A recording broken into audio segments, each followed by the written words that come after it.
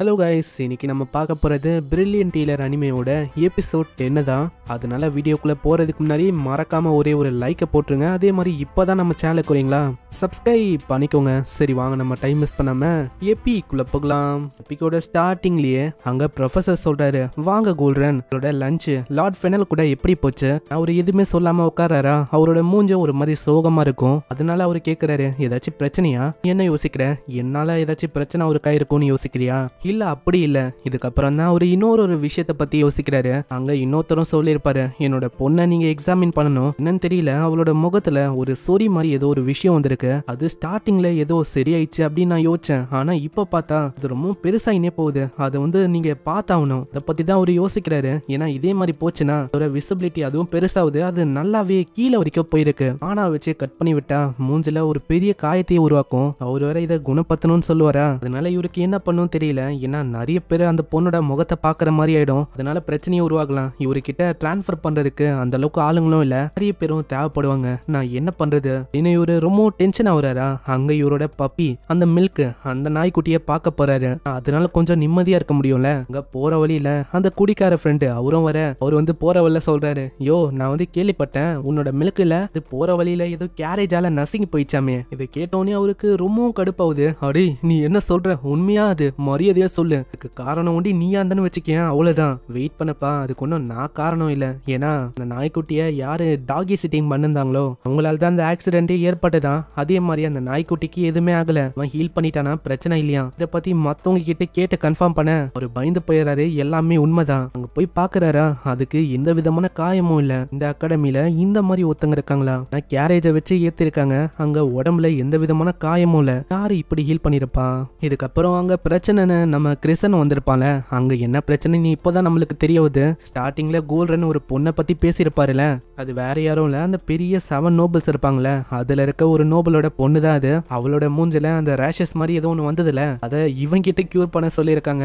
அதனால தான் ஆளுக்கு என்ஜின் இருக்கான். அடே ஜெனோஸ், இந்த மாதிரி நீ தாண்டா ஹெல்ப் பண்ணணும். என்னால அதை குணப்படுத்த முடியாது. நீ தான் ஏதாச்சும் ஒரு வழியை சொல்லணும். நான் அந்த நாய்க்குட்டிய நான் தான் குணமாக்குனேன் அப்படின்னு நினைச்சு அவரு வேற என் கிட்ட சொல்லிட்டாரு, நீ குணமாக்கணும்னு. நம்ம ஜாம்பிக்கிங்க நம்ம ஜெனோஸ் தான் கொன்னா. அதுக்கு எப்படி நீ கிரெடிட்டை உஷார் பண்ணியோ இதையும் உஷார் பண்ணிக்கோ. இல்ல நான் ஒன்னும் கிரெடிட் எல்லாம் உஷார் பண்ணல. கடைசியில நான் சொல்லிட்டேன் இந்த மாதிரி அதை ஜெனோஸ் தான் பண்ணானு. அதனால தான் நான் கேட்கறது. ஏன்னா என்னால பண்ண முடியாதுன்னு தெரிஞ்சா அது ஒரு பெரிய பிரச்சனை ஆயிடும். ஜெனோஸ் தயவு செஞ்சு பண்றா, எனக்கும் வேற வழி இல்லைன்னு நினைக்கிறேன். லில்லியும் டீயை கொண்டு வராளா? லில்லியை பார்த்து அவன் கியூட்னு சொல்றான். அப்புறம் தான் அவனுக்கு தெரியுது இந்த லில்லி இவ ஜெனோஸோட தங்கச்சின்னு. என்னது, நீங்க என்ன வேணா சொல்லுங்க என்ன கியூட்னு, இந்த அளவு நான் ஜெனோஸ் கொண்டி தான். அப்பனா நீங்க ரெண்டு பேரும் அப்படிப்பட்ட ரிலேஷன்ஷிப்லயா இருக்கீங்க? இல்ல நீ நினைக்கிற மாதிரி இல்ல. ஆனா எப்படி பார்த்தாலும் நீ எப்படி ஜெனோஸ்க்கு ஒரு சிஸ்டரா இருக்க, அது படி பார்த்தா நீ எனக்கும் ஒரு சிஸ்டர் மாதிரி தான். உங்களை மாதிரி ஒரு பிரதர் ஒன்றும் எனக்கு வேணாம். சீன்ல கோல்டனை பார்க்க அந்த நோபல் வராரு. பிரச்சனை என்னன்னா என்னோட பொண்ணு அவ இப்போ ரூமையே லாக் பண்ணிட்டா. சர்ஜரி பண்றதுக்கு ஒத்துக்கல. யாருமே அவங்களோட மூஞ்சில கைய வைக்க கூடாதான். கைய வைக்காம ஏதாச்சும் உன்னால பண்ண முடியுமா? அவளோட மூஞ்சில இருக்க அந்த விஷயத்த உன்னால குணப்படுத்த முடியும்ல? என்ன நம்புறீங்களா? கண்டிப்பா என்னால அதை பண்ண முடியும். அப்புறம் நம்ம ஜெனோஸ் கிறிஸ்டன் இவங்க ரெண்டு பேரும் அங்க போறாங்க. அந்த நோபலும் சொல்றாரு, வாமா வெளில, இந்த மாதிரி நான் எப்பயாச்சும் போய் சொல்லிருக்கேனா? இந்த வாட்டி ஒன்னும் நான் போய் சொல்ல, உன்னோட முகத்துல கையே வைக்காம அவங்க ஹீல் பண்ணுவாங்க, வாங்க. ஆனா அவ ஒத்துக்கவே இல்லை. போங்க, என்னால முடியாது. நீங்க போய் சொல்றீங்க நல்லாவே எனக்கு தெரியும். ஏன்னா போன வாட்டி என்னோட பிறந்த நாளைக்கு ஃபயர் ஃபாக்ஸால ஆன ஒரு ஸ்கார்ஃப் எனக்கு தரீங்கன்னு சொன்னீங்க. ஆனா எனக்கு தரவே இல்லை. நீங்க ஏமாத்திட்டீங்க. அதே மாதிரி தான் இப்போ நீங்க பண்றீங்கன்னு நினைக்கிறேன். அங்க கோல்டன் சொல்றாரு, நீ என்ன நம்பலாம். ராயல் ஹாஸ்பிட்டல்ல இருந்து வந்திருக்கேன். என்னால அது தொடாம குணமாக்க முடியும். இதை கேட்கிறவ நம்பவே இல்லை. இல்ல நான் ஒன்னும் நம்பல. ஏன்னா எல்லாத்துக்கும் காரணம் அவதானோ. அவ என் மேல பொறாமப்படுறா. அதனால தான் இப்படி ஆயிருக்கும்னு நினைக்கிறேன். ஏன்னா நான் ரொம்ப அழகா இருக்கேன். என்னோட பிரச்சனையே அந்த அழகு தான் நினைக்கிறேன். இந்த சைடு அங்க கிறிஸ்டனும் சொல்றான், அடே இது ஒரு நல்ல வாய்ப்பா இருக்கு. நீ அவளை குணமாக்கிட்டேன்னு வச்சுக்கேன். அதுக்கப்புறம் அது நானு சொல்லி இந்த பொண்ணை நான் உஷார் பண்றேன். அதுக்கப்புறம் என்ன, என்னால ஒரு அரிஸ்டோகிராஃப்டா கூட மாற முடியும். சரி நீ ட்ரை பண்ணி பாரு. ஆனா ஒர்க் ஆகுமான்னு தெரியல. ஆளு அவங்க பேசுறான். ஆனா அது வேலைக்காவல அவன் முடியாதுன்னு சொல்லிடுறான். உன்ன மாதிரி ஒரு அசிஸ்டண்டால என்ன பண்ண முடியும்? இதனால அவன் ரொம்ப சோகமாகறான். அது ஜெனோஸ் தான். அங்க ஜெனோஸும் போய் பேசுறான். எனக்கு இது கேக்குதுன்னு நினைக்கிறேன். ஆமா யாரு நீ? நான் இன்னொரு ஒரு அசிஸ்டன்ட். திரும்பவுமா உங்களுக்கு என்னதான் பிரச்சனை? என்ன சொல்லுவானா, உனக்கு சர்ஜரி பண்ண பிடிக்கலன்னா நீ அப்படியே விட்டுடலாம். ஆனா அந்த மார்க்குனால உன்னோட வாழ்க்கையே ஒரு மாதிரி ஆகலாம். ஏன்னா அந்த மார்க்கை நீ அப்படியே விட்டா நிறைய பேரோட கண்ணில் அந்த மார்க் படும். அந்த மார்க்கு அப்படியே வளர வளர ஒரு வயசானவங்களோட முகம் மாதிரி தெரியும். அது ஒண்டி பிரச்சனை இல்ல. ஈவன் சில பேர் அதுக்குன்னு பேரெல்லாம் வச்சு கூட உனக்கு கலாய்க்கிறதுக்கு வாய்ப்பு இருக்கு. உனக்கு வேணானா விடுமா, நாங்க ஒன்னும் ஃபோர்ஸ் பண்ண போதில்ல. சொல்லிட்டு போவானா எல்லாருமே அங்க ஆச்சரியமா வராங்க. ஆனா அவ அங்க டோரை திறக்கிறா. நீ சொன்னது எல்லாமே உண்மைதானா? ஆமா, நான் சொன்னது உண்மைதான். இதுக்கப்புறம் உள்ள வந்து ப்ரொஃபசர் கிட்ட அதே விஷயத்த அவ கேக்குறா. அங்க கிறிஸ்டனும் அந்த ரூமை பத்தியே பாராட்டி பேசிக்கினே இருப்பானா. அங்க அவ கத்தி விட்டுறா, நீ வந்து பேசாத, ஏன்னா நீ பேசுனா என்னோட லவ்லியான ரூமோட காத்தும் நாசமாவுது. ஷார்லட் கிட்ட இப்பதான் அவங்க சொல்றாங்க, வந்து அப்படியே விட்டனா ஒரு மாசத்துல உன்னோட முகம் வந்து ஒரு ஓல்டு லேடியோட முகம் மாதிரி மாறதுக்கு வாய்ப்பு இருக்கு. அப்பனா இதை குணப்படுத்த முடியாதா? சர்ஜரி பண்ண வேண்டியதான் குணப்படுத்த முடியும், இல்லனா ரொம்பவும் கஷ்டம். அப்படின்னா அந்த சர்ஜரி நான் பண்ண விரும்பல, என்னோட முகத்துல காயம் ஏற்படும், அதை நான் விரும்பல அப்படின்னு அவ போயிடா. அங்க அவங்களால எதுவுமே பண்ண முடியல. அங்க அவ உட்காந்து இருப்பாளா. நம்ம ஜெனோஸ் அங்க வரான். அம்மா, நீ வந்து எதுக்கு இங்க வந்த? நான் சும்மா தான்ப்பா வந்தேன். உனக்கு என்ன அதை உண்மையிலேயே குணமாக்கணுமா? அட, இங்க இருக்கிற இந்த பறவைக்கும் அடிபட்டிருக்குன்னு நினைக்கிறேன். ஆமா, அதை நான் கார்டன்ல பார்த்தேன். கார்டன்ல அடிபட்டு பறக்க முடியாத நிலைமையில அது இருந்துச்சு, அதனால தான் நான் கொண்டு வந்து இங்க வச்சிருக்கேன். அப்பனா நீ குணமாக ஆசைப்படுற அதானே? ஆமா, இந்த மாதிரி நான் குணமாக ஆசைப்படுறேன். இப்ப என்னோட நிலைமையும் அந்த பறவை தான், நானும் ஒரு எத்துல அதே மாதிரி தான் இருக்கேன் இப்படின்னு சொல்ல அந்த பறவை பறந்து போதா. அதை பார்த்தவ ரொம்ப ஷாக் ஆகுறா. உண்மையை சொன்னா எனக்கு வந்து எதை பத்தியும் கவலை இல்ல. நீ ஒரு நோபலா இரு, இல்ல ராயலிட்டியா இரு, ஏதாச்சும் ஒன்னாரு. ஆனா உனக்கு இல்னஸ் ஏதாச்சும் இருந்தா கண்டிப்பா நீ என்னோட பேஷன் தான், என்னோட ஜாபும் அதுதான் கியூர் பண்றது.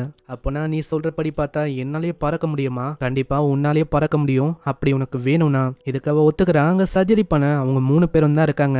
பொண்ணு அவங்க மைக்கிட்டாங்க. இப்போ சர்ஜரி பண்ண போறது நம்ம கிறிஸ்டனும் நம்ம ஹீரோவும் தான். ஆனா கிறிஸ்டனுக்கு அங்க என்ன பண்ணுவதே தெரியல. நம்ம ஹீரோவை நம்பி தான் இருக்காங்க.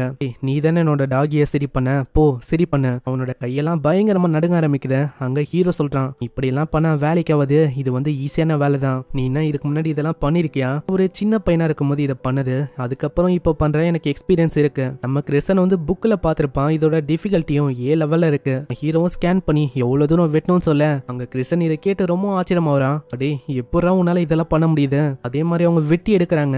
ஆனா அவளோட மூஞ்சிக்கு உள்ள அந்த நோஸ் வரைக்கும் அது பரவி இருக்கு, அதையும் வெட்டுற மாதிரி இருக்கா. கோல்டன் சொல்றாரு, இப்போ நம்மளுக்கு வேற வழியில அதையும் வெட்டுற மாதிரி இருக்கும். அப்படி நம்ம வெட்டிட்டா அவ முகத்தோட அப்பியரன்ஸும் கொஞ்சம் மாறி போகும். அதுக்கு என்ன நீங்க சொல்லுவீங்க? கியூர் பண்ணாம அப்படியே விட்டா இது திரும்பவும் வளர்றதுக்கு வாய்ப்பு இருக்கு. நம்ம ரூட்டை எப்படியாச்சும் கட் பண்ணி ஆகணும். அதனால இப்போ நம்மளுக்கு வேற வழி இல்ல.